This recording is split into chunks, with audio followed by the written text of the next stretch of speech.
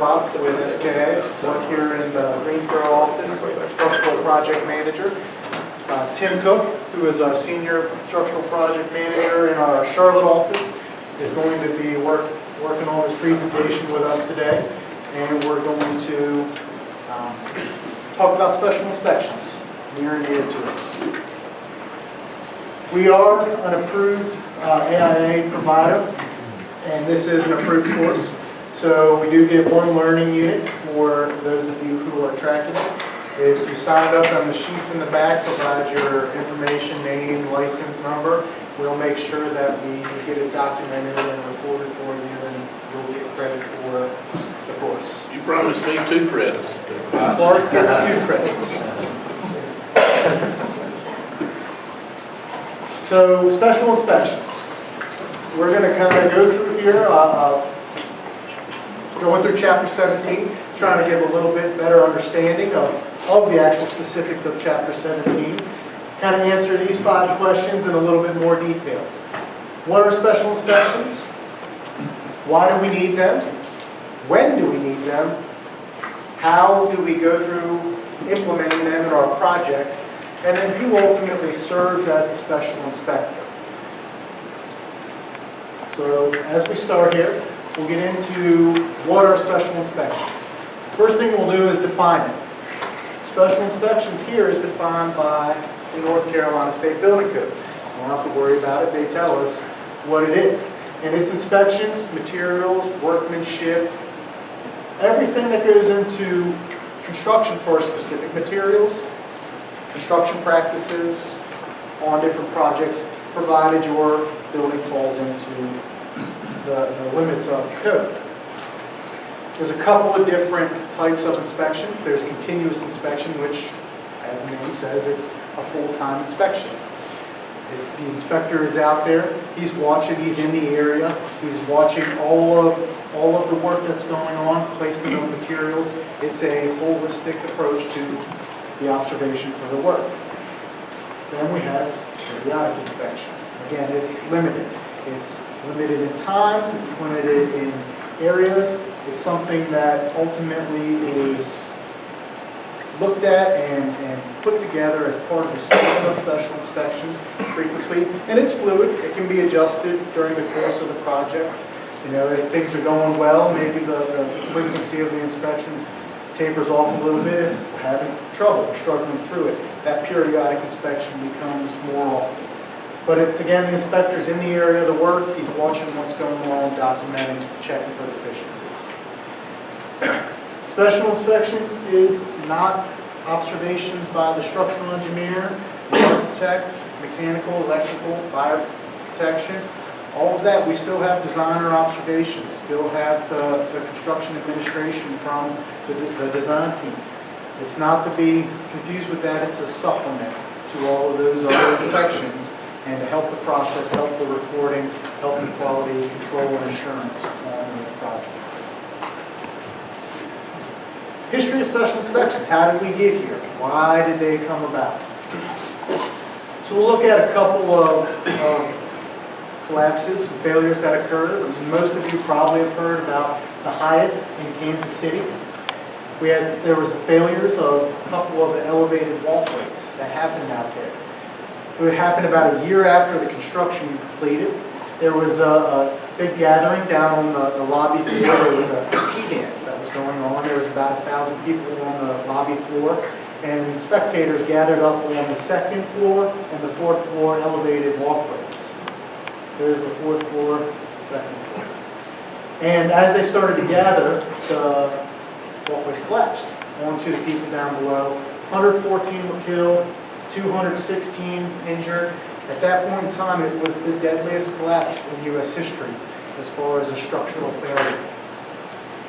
As the investigation went on, got to see, looking at what actually happened.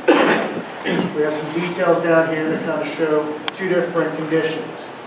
The original design, where the hangers for the suspended walkways, which were ultimately supported by the roof, were in line. They came straight on down. The whole path was continuous in those hangers. What actually happened is during construction, they altered the connection. It was a quicker, easier assembly for the contractor, but it offset the hanger rods a couple of inches along the box beam. The box beam was in there to support the slab for the elevated walkways, not designed for the hanger load, that point load that was in there. As it was barely sufficient to handle the load from the slabs, so the slab stayed up and were intact. And when it started to get people on it, watching down at that T-dance, unfortunately that live load onto the walkways caused a collapse. And you can see some pictures here where the box beams, which were not continuous, they weren't a solid tube, they were two pieces. They split, tore apart, the elevated walkways came down. Connection change during the construction, unfortunate tragedy. Hartford, Connecticut, Civic Center, roof collapsed. Obviously, major catastrophic failure. You can see there's snow up there. There was a significant snow, brought the roof down. Luckily, it was overnight. There was nobody in the Civic Center. However, 3 to 4 hours prior to that, there was a game going on, and there was 5,000 to 6,000 people in that Civic Center. So you can see the potential for human life loss is huge. Again, one of the issues that we got to is there's some connection issues. Okay, as they were detailing the connections, they changed the details a little bit from the construction documents. They offset the centroids for all the engineers in the room. The centroids of the elements were offset. They induced forces into the major members that were not designed for, and we had collapse. Some of the connections were overstressed by 800%. So we're not talking little changes. We're talking major changes to the forces and stresses in those members. Ultimately came down. Now what's interesting about this is they actually had some signs that there were issues during and right after construction. They had major deformations in that roof. Huge sags in the spans at mid-span. Again, you get some pretty big deflections. The Coliseum roof that's out here, there's 12 inches of deflection in the center of those super trusses that are up there. It's a 330-foot span, large. But these guys were on the order of feet, and nothing was done. They were good. Everyone assured the contractors, the engineers assured everyone that it was fine, not a problem. In retrospect, it was the structure yelling, saying something's wrong, we need to address it. And to note that roof, the snow that's on there, while a lot of load, was less than 50% of what the design load should have been. So again, we're not even close to where we need to be. And by we, I mean we weren't there. Last one we're going to look at, L'Ambiance Plaza. It was a 16-story residential construction. This was an interesting project because it was lift slab construction technique. I don't know if everyone knows. Lift slab technique is you erect columns vertically. You can see them sticking up right there. And then you cast your slabs. In this case, there was 16 stories, so it would have been 16 elevated slabs that they put. You cast them all on the ground, one on top of each other. You form it up, and then once they're cured, using hydraulic jacks, you jack the slabs up, the vertical elements, shear walls, columns into place, temporarily secure them to the columns until you can come back in and do the permanent connections. It was a proprietary system at that point in time and was contractor driven, the design. It was a delivery method of putting together this building. So while the contractor had engineering designs as part of it, the structural engineers, the architect director didn't have a whole lot of input into this delivery method, didn't get the opportunity to adequately review all of the documents, the process, and they ran into a couple of problems. One, the PT tensions that they used, the drape wasn't correct, they weren't out there checking it enough. They had some overstressed concrete around the columns and shear walls where those connections were taking place. And then the actual connections, the angles that they used for the temporary support and for the lifting device were not adequate. They had major deformation, the flanges of those angles were bending, the welds were not enough. The entire 16 stories, what they had at that intermittent time, collapsed. 28 workers killed, 22 more injured. Interesting to note that following this collapse, they put a ban on this technique for a while, came back and put into effect regulation that required third-party architects and engineers to review any lift slab construction that took place. Third-party peer reviews to make sure that things were going to work following that. When was that built? It was 87 is when this took place. So, in response to these failures, the U.S. government decided they were going to put together a committee, a task force to try and figure out what was going on, see if we could address and prevent, mitigate some of these failures from occurring in the future. So the U.S. House of Representatives, chaired by that studied the structural failures. And this is what they were trying to do. They were trying to figure out if there was specific elements, certain transactions that took place in all of these cases that were consistent, that if they could address them, they might limit structural failures in the future. In the report, they came up with 22 factors that contributed to the failures. 6 of them they deemed critical. And these are the 6. Communication and organization. Obviously, this is always a factor, whether it's in the design process or the construction, but making sure that we have proper documentation, proper communication, it makes everything flow so much better.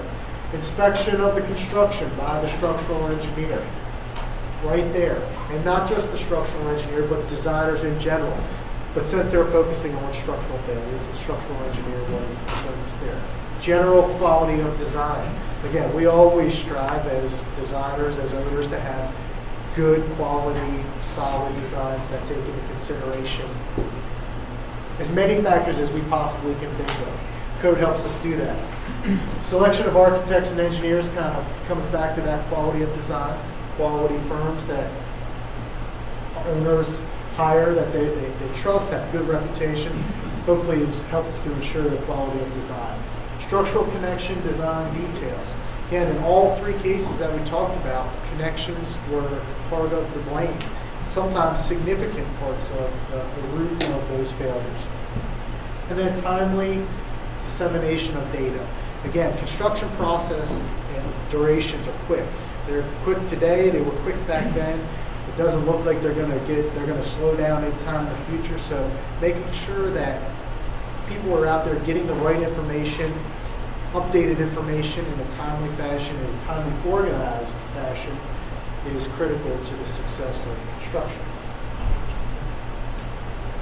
A peer review process. The subcommittee also recommended a peer review process for construction, design, looking through all of those documents, and trying to catch problems before they occur, and thus the birth of special inspections. So looking at a timeline, first special inspections implemented into Boca in 1988, shortly after that last collapse that we had, that we showed on here.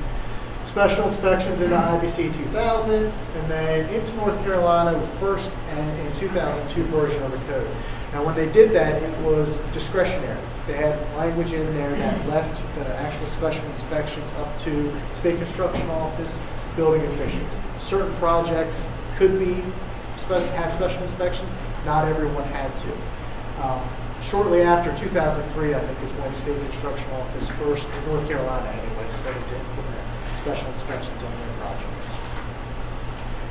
In 2007, there was an update to the 2006 code that changed that. They switched from discretionary to mandatory. So then if you have certain buildings and if they fall into and qualify based on criteria set forth in the code, you meet those criteria, your building, without question, requires special inspection. It is still that way today. Since that time, it's been a key component. It's a very big part, as a lot of you guys know, to the construction process, and it's a good addition to the code.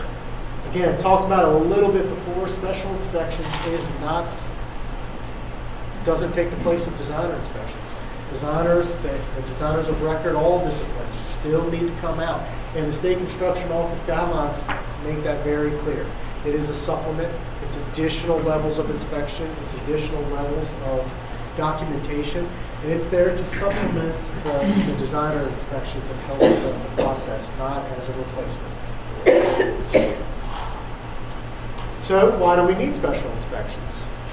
And we talked some about it, but we're gonna get to some other examples, not just the catastrophic loss. But special inspections are mandatory again nowadays, so we have to do it. But there are a lot of advantages to designers, owners, contractors, everybody involved in the construction process to having special inspections, not just that the code requires it. This is a video that was taken on one of the projects that we were a special inspector on locally. So we did our designer review as a structural engineer, checked all the reinforcing, checked the connections, checked the studs and this composite slab the day before. Concrete placement was happening the next morning, 7 a.m. And here's what we got. So this is 3,500 square foot composite slab construction. And in that time, we estimated conservatively, based on records of the weather, that we had about ½ inch of rain. That's roughly 1,100, 1,200 gallons of water that got added into that slab all the way through.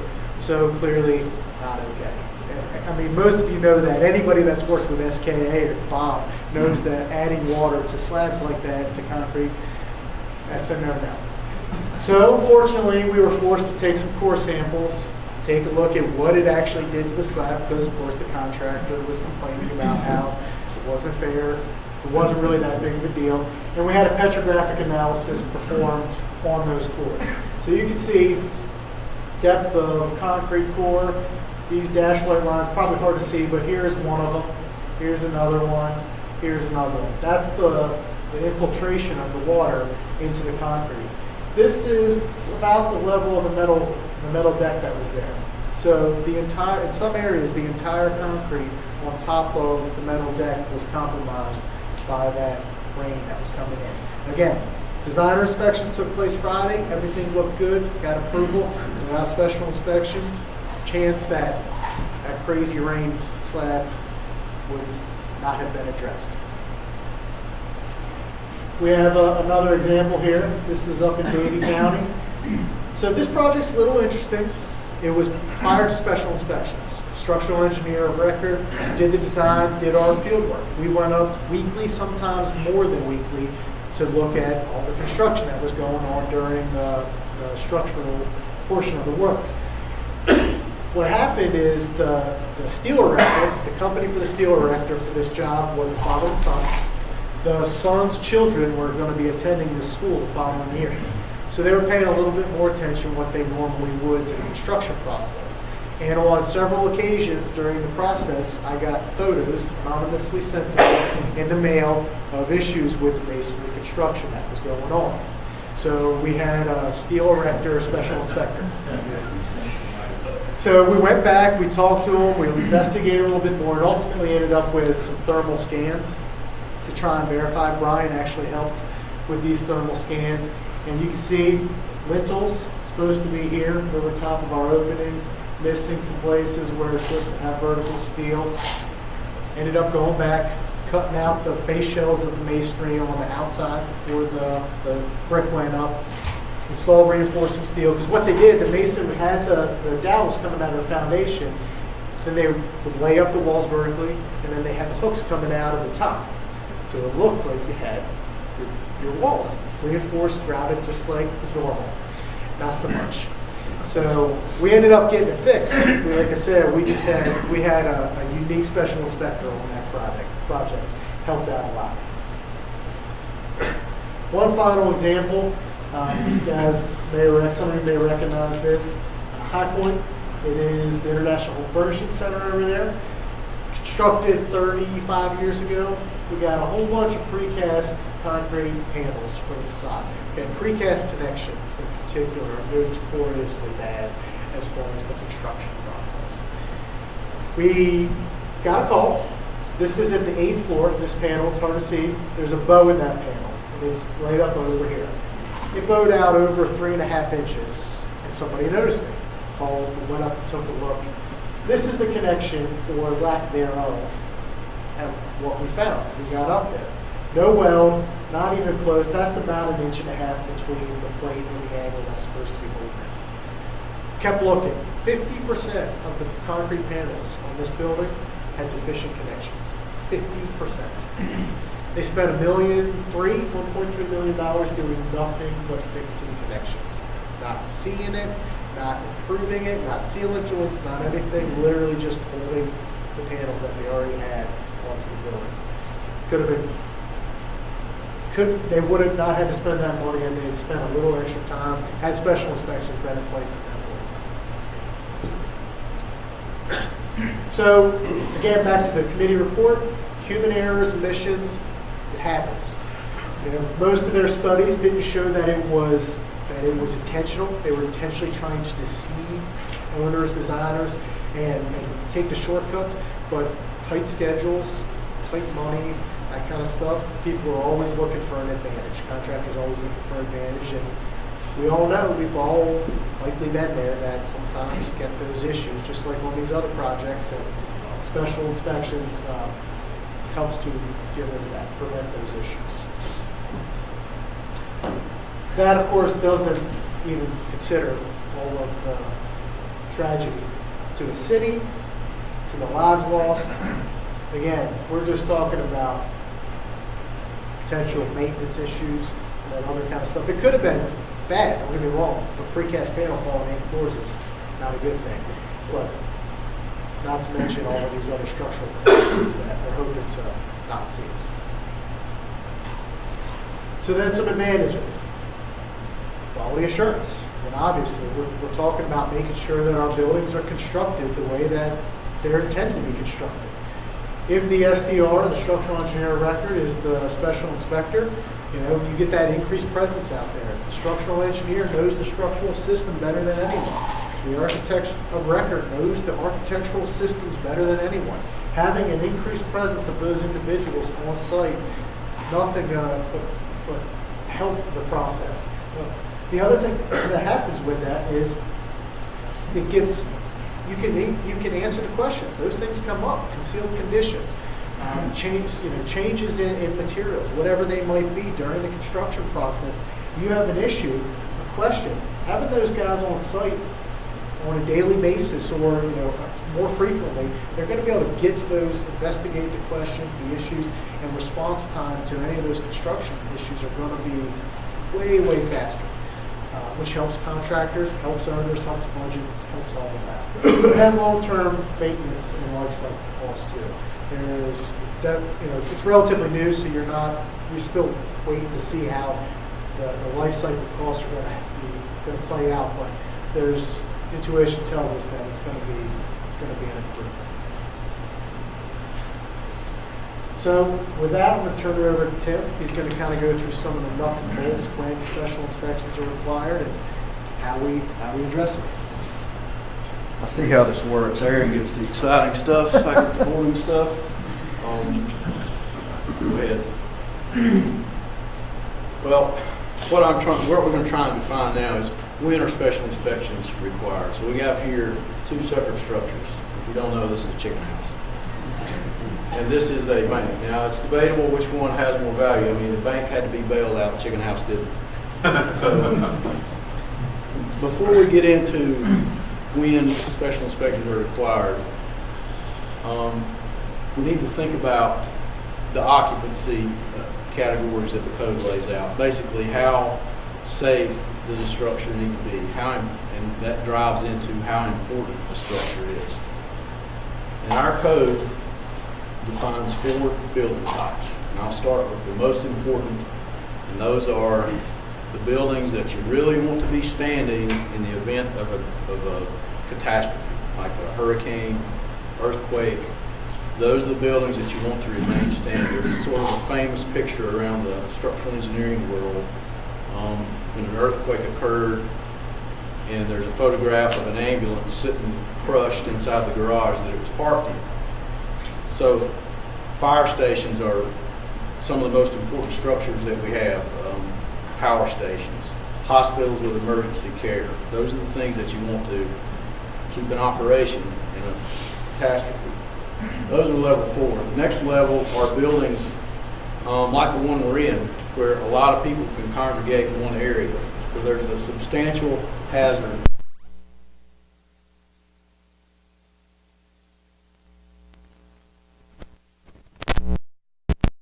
House, turkey house, agricultural facilities where there's a low hazard to human life. So those are category 1, not so important, and category 4, very important.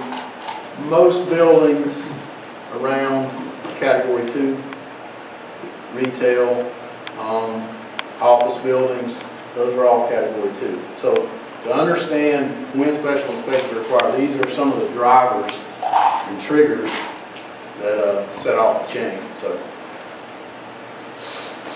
this is, and I know this is difficult to read, but this comes straight out of the code. This is where the code outlines where special inspections are required. And right away, there are exclusions.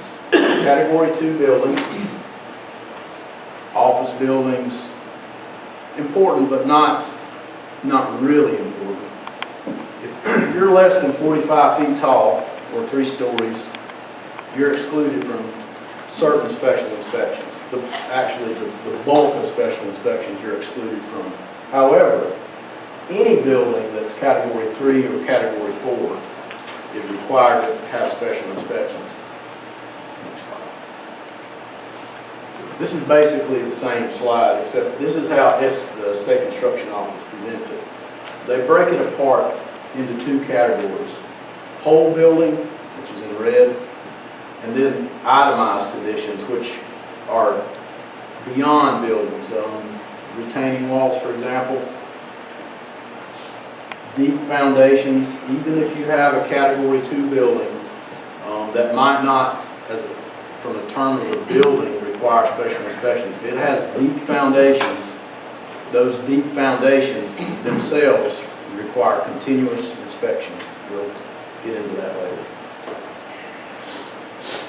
This is the beginning of a flow chart. So go ahead and do the next one. So you start out, this is your decision tree relative to whether or not you need special inspections. Are you a whole building? Are you a category 2 greater than 45 feet? Then yes. And you break out over here, and here's basically everything that's required by the code. Now I want to focus on these 2 items here. These are sort of separate conditions. When? Let me ask this. Does anybody in here know where the highest recorded wind speed in the state is? I'll buy your lunch if you know the answer.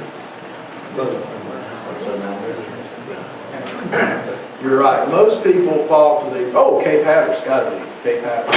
The answer is Grandfather Mountain. And about a lot of lunch now.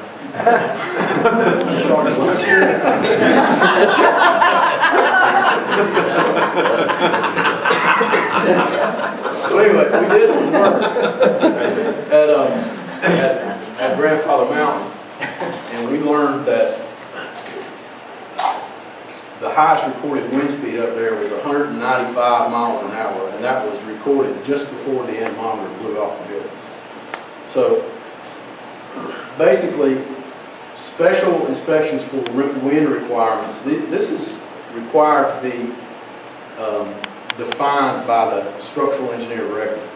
So the structural engineer record would see this trigger, and he would outline on the contract drawings, you need to check this building for special wind requirements that I'll describe. But generally, anything over 120 miles an hour. So that would include the coastline, probably 40 miles inland. It's shown in the code, but it's about 40 miles inland from the coast. and those higher elevation areas. And I think there's still in the code the crest elevations where you can actually get up to 130 miles an hour in the mountainous areas. Now, wind speed's kind of funny. Now, I know that I said there's 195 miles an hour was a gust. That was a highest recorded gust. Now, the code defines wind speed as a 3-second gust. So there's a difference between 3-second gust and what they say that the hurricane guys are measuring out in the sea. But anyway, code defines where 120 miles an hour is. Second category is, well, the structural engineer, when the wind trigger is pulled, he'll define these conditions that require a special look during construction. Generally, obviously anything that would be blown off by the wind, cladding, and also the lateral design components, truss hold downs, shear wall nailing patterns, those sorts of things. And then there's the seismic trigger. If the building is greater than 35 feet, category 2, greater than 35 feet, or if the SDS, which is the sort of the velocity we look at, it's an earthquake factor. If that number is greater than 0.5, and I'm not sure that if anywhere in the state it's greater than 0.5, so that may not necessarily apply to the state, but there are plenty of structures that are over 35 feet. Then the seismic trigger gets pulled. And generally, for a masonry building or concrete building, we would need to look at the lateral resistance components that would resist that earthquake force. Now, we're used to that, but I think where people get tricked is in there are certain architectural, mechanical, and electrical components that are required to have special inspections when the earthquake trigger is pulled. And those are, for an architect, it's the cladding. How well is the brick secured? Do you have veneer, do you really have veneer anchors holding your brick on? Are your precast panels actually welded, for example? And then for plumbing and mechanical, if you're carrying hazardous waste, like hazardous gas, in your ductwork or piping, those have to be specially inspected, and how they're anchored are subject to special inspection.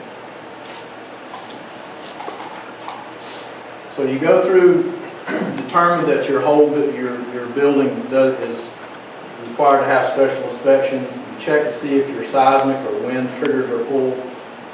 And then once you get past those, you have the general materials. We're still inside the whole building. We're still looking at a building. So now we'll look at the individual materials and components that are required to be looked at as part of the inspection process. I'm certain you can't read this in the back, but this is just the table in the code, and this covers all the steel inspections that are required. There are really a couple of important things that I believe that the code is driving at with steel. And it is connections and just making sure they're using the proper materials. Now, if we look back at why those structures failed that Aaron showed us, they're all generally connection related. The continuous things this is a continuous column. These are things that have to be looked at continuously. Every one of them will be looked at, documented, a report sent to all the players saying this is okay or it's not okay. And if it's not okay, then it has to be documented when is it going to be okay, and so that we can move on with our construction. So this is the continuous column, and what is triggered in this continuous column is driven around the connections. For example, this bullet right here is slip critical joints. That's where when you're bolting something together, you have to bolt it tight enough so that the plies don't slip. These down here are special big welds, I'll call them, like full penetration wells, wells that require more than one pass. Now, as a structural engineer, what we try to do is we try to avoid those things. We try to avoid the complicated wells. We try to make our connections simple. For example, I don't know that I have ever used a slip critical connection. I always use a snug tight bolt type connection where you bolt it together, you pull the plies together, you can see the bolts in there. The bolt doesn't depend on slip. It just shearing the bolt. I try to design around a 5/16 inch fillet. That is the maximum fillet size you can use that can be visually inspected. It's a single pass weld. Those don't, anything bigger than 5/16 require special inspection. 5/16 and less can just be a visual evaluation, a periodic visual evaluation.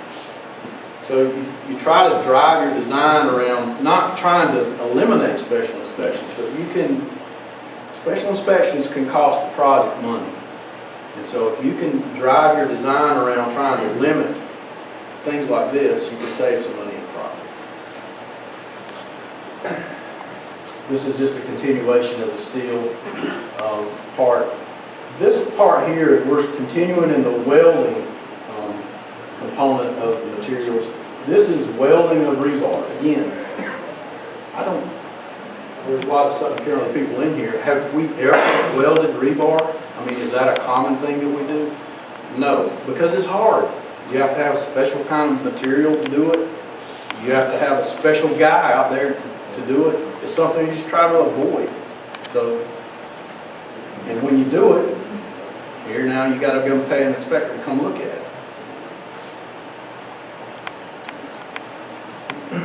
This is the concrete, so we've got steel, now we've got concrete.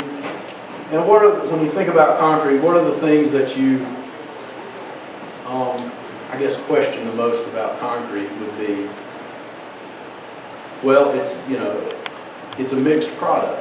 How much control do you have over the mix? So that's one of the things that's really a trigger in the continuous part of measurement of the wet property, plastic properties of the concrete. Every time you take a strength test, every time you take cylinders, the code tells you, okay, we also want you to measure slump, temperature, all those other things that might be a trigger to tell you something's wrong here.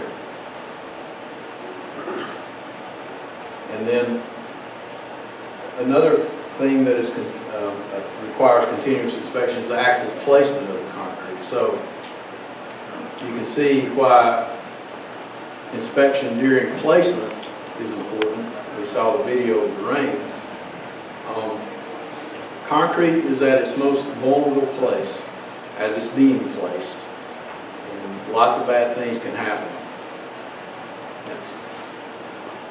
Now we'll get into a little bit of masonry. This is just straight out of the code, and really what I'm just trying to show you here is these are exceptions to the requirements for masonry inspection. Generally, they are the empirically, there are certain things in the code that have empirical designs. However, most everything we do is engineered design. Everything that is an engineered masonry design, empirical meaning that the code tells you specifically how many bars to put in this kind of wall or this height. Those things do not require special inspections. However, the code sort of limits where you can actually use empirical design. So most everything we do is an engineered masonry design, and that is an immediate trigger for a Category 2 or Category 3 building. And here are all the requirements for masonry. And here you see that the continuous things are primarily, again, welding of rebar, and installation of the grout. There's the grout properties. And this is measured in pre-stressing force if you ever do pre-stress masonry. But being there as the grout is being placed is a requirement of a continuous inspection. And that goes back to Aaron's school. if someone had been there continuously, they would have seen that these cells that are allegedly filled are not being filled. The other special thing about masonry is grouting masonry can be tricky. If you don't have really excess water in your grout, the block will suck the water out of the grout and the grout will hang and won't make it all the way to the bottom. So special inspection of the placement of grout and masonry is important. This is just a continuation of the masonry table. I'm not going to bore you with it. So. This is the wood portion. Wood doesn't get a lot of attention relative to special inspection. The primary thing with wood is that the prefabricator, for example, the manufacturer of the prefabricated trusses, the manufacturer of the TJIs that are glued together, those sorts of things require a qualification of the manufacturer who's providing them. That qualification also exists for steel fabricator, and generally those qualification processes for precast concrete folks, wood, and steel is that they have a certain quality control and can show that they can control the quality of their product and can take you back to the exact material, to the exact mill where the material came from. That's a little sidebar about qualification of fabricators. But back to wood. Wood is, the thing about wood is that they're driving out here is lateral load resistance. Shear walls, I don't know how much familiarity you have with plywood shear walls, but they can be very difficult to construct. For example, if you overdrive the nails in the sheathing of a plywood shear wall, you lose 25% of the capacity. You get your nails too close, the capacity of the shear wall to the edge where the joints butt together, the capacity of the shear wall is gone. So in a high load situation where you're using and counting on plywood shear walls, it's important to have a shear wall inspection. Now, with that in mind, I want to speak for a moment about the engineer of records involvement here. We talked some about continuous inspection, we talked some about periodic inspection. In my mind, it is the engineer of records' responsibility to do a good job and give the statement of special inspections a fair shake and clearly define what he thinks is important to be inspected. He knows where his weak links are. He knows where the soft spots are. So to me, it's up to him to determine and show the contractor and the special inspector who is a different person what's important. These tables that I'm showing you, these are the minimum, the code minimum. The engineer of record certainly has the right and the responsibility in some cases to go beyond where he thinks he might have trouble. So those are the whole building parts: steel, concrete, masonry, wood. Now we're going to look at these itemized pieces real briefly. And they start with the soils. And you'll notice here, this top table is related to spread footings. Spread footings don't get a lot of attention. The only thing you need to worry about as far as a spread footing is a periodic check of the allowable bearing pressure. But if you're placing spread footings in a field type of situation, then that field has to be continuously monitored. Beyond that, we have these two tables here are deep foundations. Any type of deep foundation requires a continuous special inspection. That'd be helical piers, pin piles, caissons, driven steel piles, whatever. If it is a deep foundation, it requires a continuous monitoring. And this is the code reference to those type deep foundations. skip ahead one. Last three things, this covers spray on fireproofing for any structure. If you have spray on fireproofing, that needs to be inspected. Even if your structure is a type 2 structure and it's only 1 story tall, if it has spray on fireproofing, that is required to be inspected by the code. Now, what about a type 1 structure? Well, how many type 1 structures have spray on fireproofing? Not many. So I think just by exclusion there, the type 1 is out. So let's go back to it. Similar to spray on fireproofing, this is intumescent fire coatings. Those have to be checked by the code. Again, we're talking about, you have to think sort of in terms of catastrophic events and what would happen if the fireproofing wasn't there. That's just as important as the structure itself. When fire breaks out, you obviously want your structure to stand.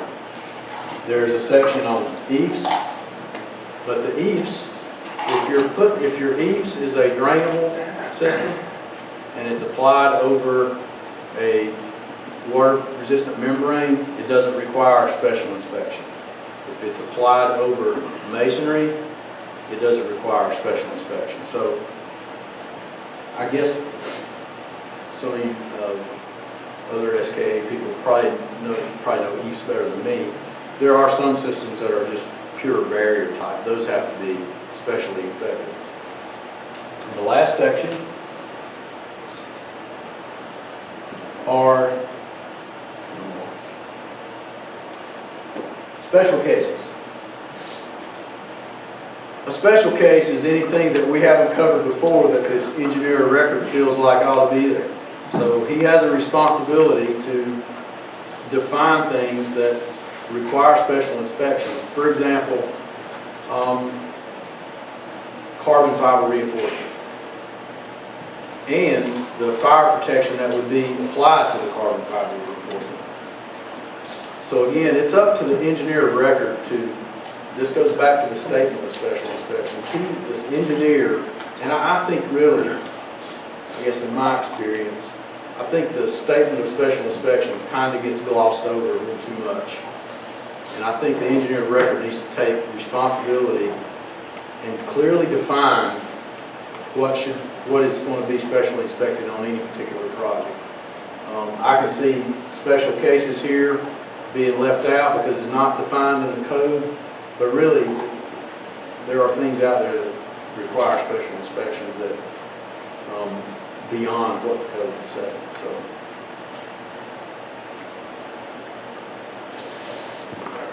Turn it back to Aaron and tell you how to save money. So, with all that, we'll get into what a lot of people want to talk about with it, fees and potential savings. So obviously, increased inspections increases cost. I mean, just is what it is, whether it's the engineer of record, whether it's a third-party structural engineer, whether it's a construction materials testing, and we'll talk about some of that in a little bit. There's fees that are associated with those services. State Construction Office has got some data that they've recorded over the last few years, and they're tracking special inspection costs running between 0.25% and 1% on the projects. Now, obviously, Tim just went through a bunch of different potential types of projects. Obviously, materials, masonry versus steel, how big the project is, what types of finishes are in the project can ultimately affect the percentage that you have there.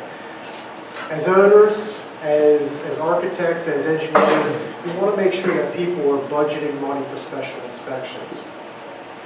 All the resources that I found say that a 1% budget for the construction cost is a good starting point.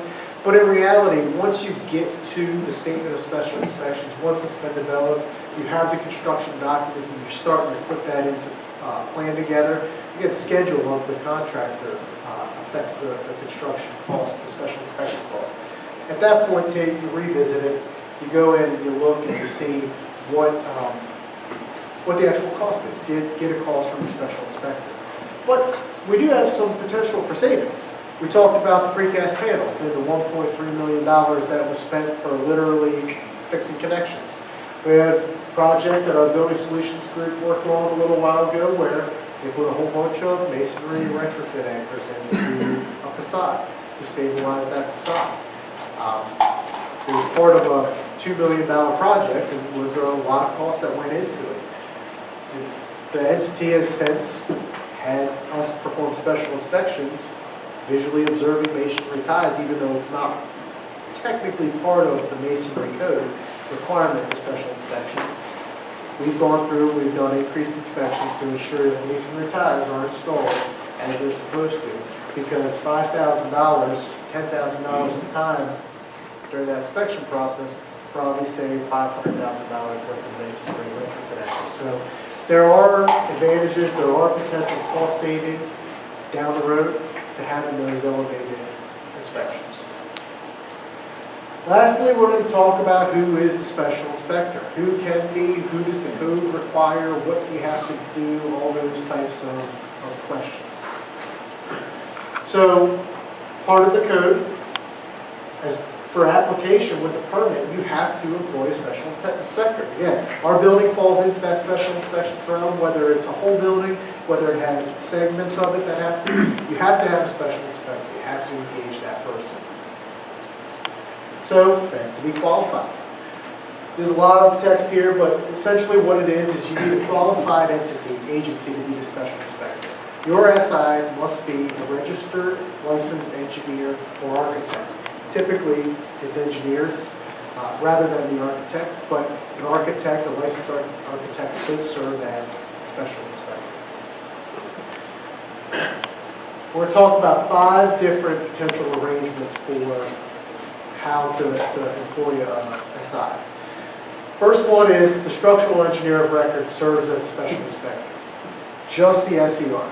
It doesn't happen a lot because most structural firms don't have geotech. They don't have materials testing as part of it. And some of that stuff with the spray fireproofing, the intumescent, you need to be able to measure that and have testing, bond test, thickness test.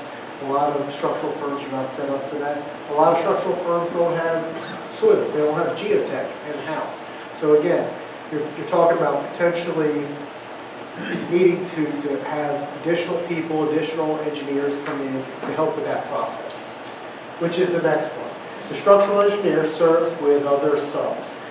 This is what is used when we do it, as SKA does the special inspections process. We typically work, and I actually am a fan of this process because it gets, if you're working with the company who did the geotech, you have the geotechnical engineer of record that's working with you. So not just one engineer of record that is serving as the SI role, but you have 2. So part of the design team, increased communication, you have that expert that's on your team.